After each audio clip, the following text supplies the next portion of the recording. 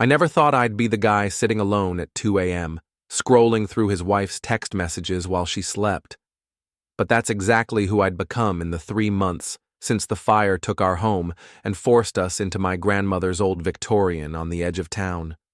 The flames had devoured everything: our wedding photos, the vintage record collection we started on our first date, even the memory foam mattress we'd saved for months to buy. We escaped with our lives and not much else.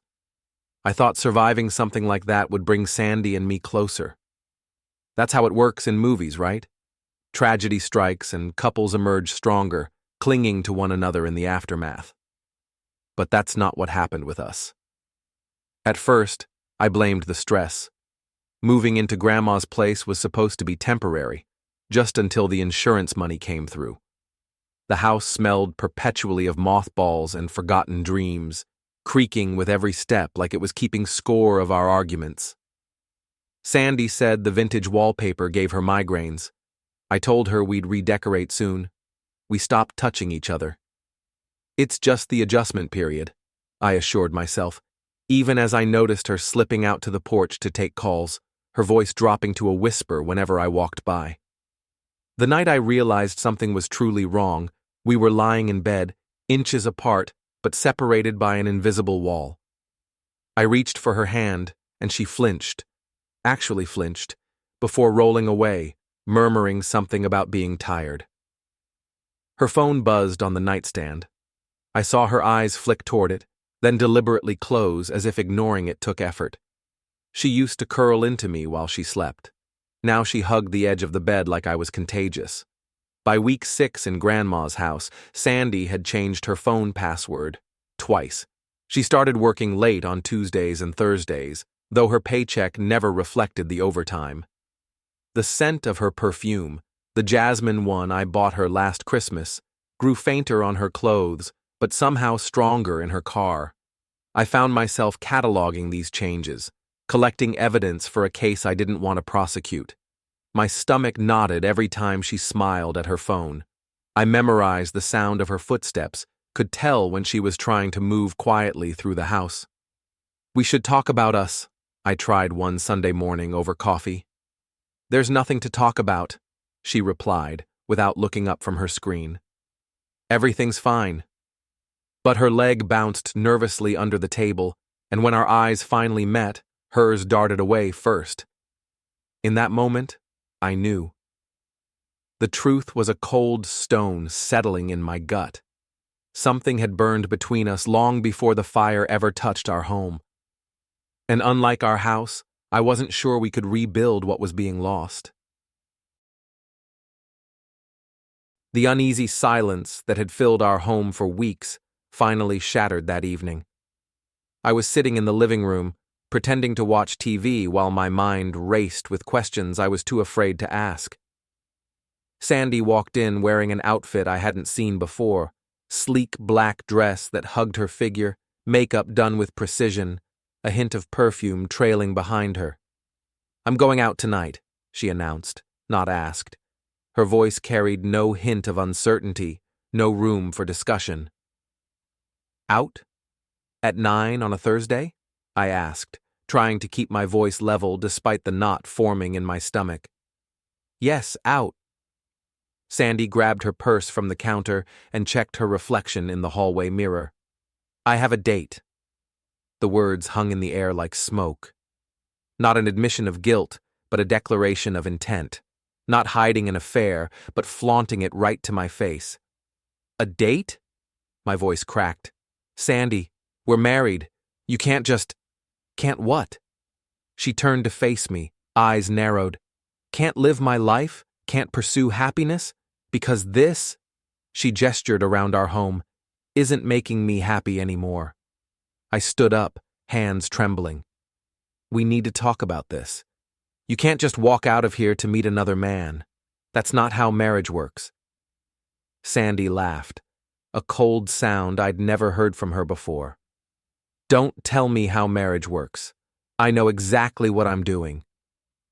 When I moved toward the door, she stepped back, her expression suddenly calculating.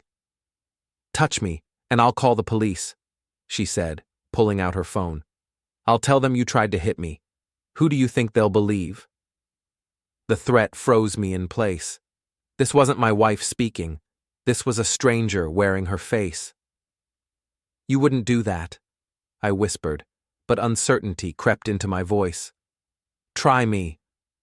Her smile was razor sharp. One call and your life is over. Your job, your reputation, everything. So step aside and let me go. I saw it then, the contempt in her eyes, the absolute certainty that she controlled this situation, controlled me. How long had she felt this way? How long had she seen me as an obstacle rather than a partner? This isn't you, Sandy, I said, stepping back.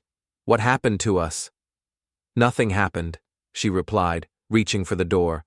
I just stopped pretending, and now I'm done asking permission to live my life. As the door closed behind her, I stood in our suddenly empty home, realizing I'd been living with a stranger. The woman I married was gone, or perhaps had never existed at all. In her place was someone who viewed our vows as chains to be broken, who saw my love as a weakness to be exploited. And I had no idea how to fight an enemy who knew all my vulnerabilities and wasn't afraid to use them against me. The husband stood at the kitchen window, watching Sandy hum to herself as she applied makeup in their bathroom. Her phone buzzed incessantly with texts from her date, a man she'd barely attempted to hide from her own husband. He took a slow sip of his coffee, his mind calculating, his resolve hardening like concrete. Sometimes, he thought, justice requires a steady hand. He waited until Sandy disappeared into the shower before making his move. With practiced precision, he popped the hood of her sleek white sedan and disconnected the ignition coil. Nothing that would cause permanent damage, just enough to ensure the engine wouldn't start. Next came her phone. A simple password bypass. Her birthday. Always her birthday. And he activated the parental controls he'd installed months ago, blocking all outgoing calls except to emergency services. Self-preservation wasn't pretty, but neither was betrayal. He returned inside, heart pounding but face calm, just as Sandy emerged wrapped in a towel, droplets of water still clinging to her shoulders. Going somewhere special? He asked, his voice even. Sandy's smile was thin, rehearsed. Just meeting a friend for drinks. He nodded, watching the lie form and dissolve in the air between them. An hour later, the performance began. Sandy, dressed in a black cocktail dress that he'd bought her for their anniversary, cursed as her car refused to start. She jabbed the key into the ignition repeatedly, each failed attempt raising the color in her cheeks. Car trouble? He called from the porch, feigning concern. It was fine yesterday, Sandy snapped, frustration etching lines around her mouth. She fumbled for her phone, her acrylic nails clicking against the screen. What the hell? My phone's not working either. The husband shrugged sympathetically. Mercury must be in retrograde. He watched as desperation overtook her features. Sandy's eyes darted to the garage where his backup truck sat, the one he used for hauling equipment. The keys hung on a hook by the door, a temptation he'd deliberately left in place. She snatched them without asking, storming toward the truck. Sandy, you've been drinking, he warned, knowing she'd ignore him. She did. The truck's engine roared to life where her sedan had failed. Sandy reversed down the driveway with reckless speed, tires screeching against asphalt. The husband didn't call after her. He simply reached for his phone and dialed the local police station's non-emergency line. Yes, I'd like to report an intoxicated driver, he said calmly. Fate played its hand better than he could have orchestrated.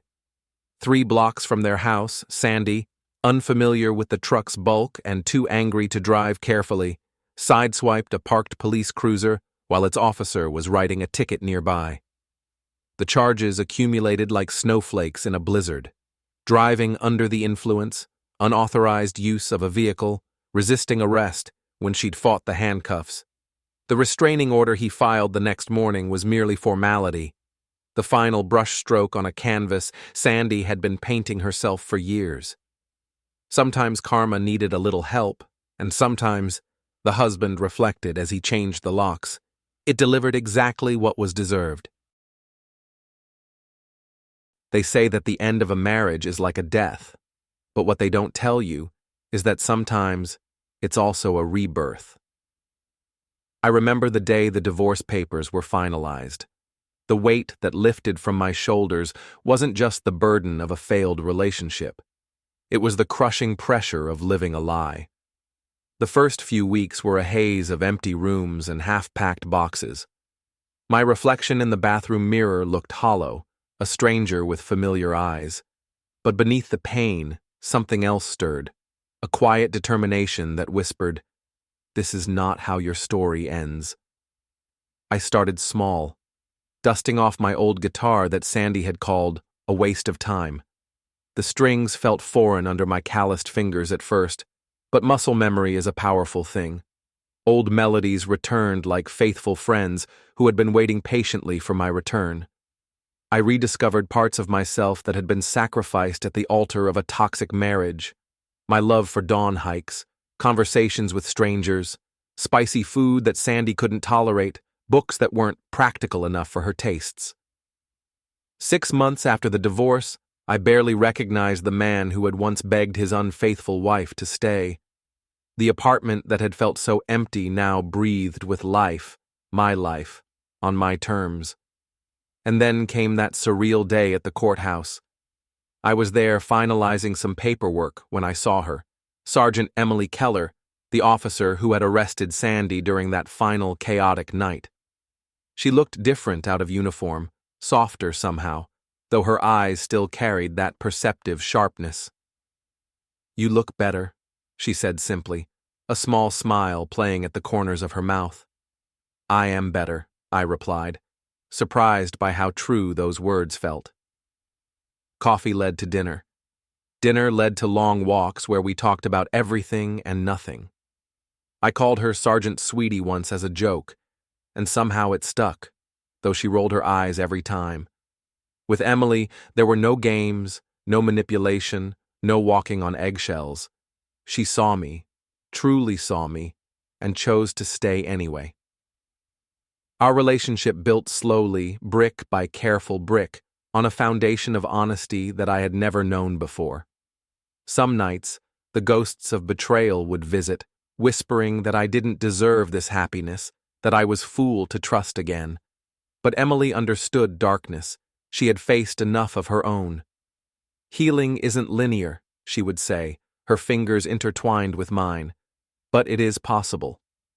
I look back now on the man I was before the divorce and barely recognize him. A shadow person living a shadow life.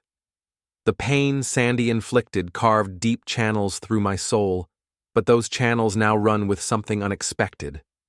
Gratitude. Without that devastation, I might never have discovered my capacity for resilience, never found the courage to demand authenticity, never created space for real love to enter. Sometimes, the most beautiful truths emerge from our darkest moments of betrayal. And sometimes, when everything falls apart, we finally discover who we truly are. Years have passed now since I last saw Sandy. Sometimes it feels like that turbulent chapter happened to someone else entirely. Today, as I stand on the porch of my grandmother's old Victorian house, the same porch where I once sat broken and lost, I watch my daughter Emily inspect the property, her eyes shining with the same wonder mine once held. The journey from that broken man to who I am today wasn't easy. There were nights I questioned everything. Mornings I woke up with the phantom weight of betrayal still pressing against my chest. But time does what no amount of anger ever could. My second marriage to Catherine came unexpectedly. We met at a community garden project, both volunteering, both healing from separate wounds. She never tried to fix me. She simply tended to her plants and occasionally shared vegetables and conversation. Somehow, in that quiet companionship, I found myself again. Looking back at my time with Sandy now, the strangest thing is the absence of anger. What remains is a peculiar gratitude. Had she not shattered my world, I might never have rebuilt it more authentically. I wouldn't have reconnected with my true self, discovered the strength lying dormant within me, or learned that self-respect isn't selfishness, it's survival. "Dad, this place is incredible," Emily calls out, her voice echoing through the hallways where I once heard only my own thoughts. "Are you sure about this?" I walk toward her, keys dangling from my fingers. "I've never been more sure of anything. This house deserves a new story. Your grandmother always said it had good bones but needed the right heart to bring it to life." As I place the keys in her palm, I realize this moment represents everything I've learned. Life rarely follows the paths we imagine. The hardest falls sometimes lead to the steadiest footing, and sometimes what feels like an ending is merely a brutal, necessary redirection. "Your grandmother saved me by leaving me this house when I had nowhere else to go," I tell Emily, my voice steady despite the emotion welling within. "Now it's yours, not because you need saving but because you're ready to build something beautiful here." My son arrives with his family, and we spend the afternoon sharing memories and making plans. Catherine squeezes my hand as we watch our blended family fill these old rooms with laughter. Is this the life I planned? Not remotely. It's better, deeper, more honest. The scars Sandy left behind eventually stopped bleeding and became markers of where I've been, not destinations where I remained trapped. I've learned that truly moving forward isn't about forgetting pain, but transforming it into wisdom. And perhaps that's the greatest truth I've discovered. Sometimes losing everything is the only way to find what you're actually worth.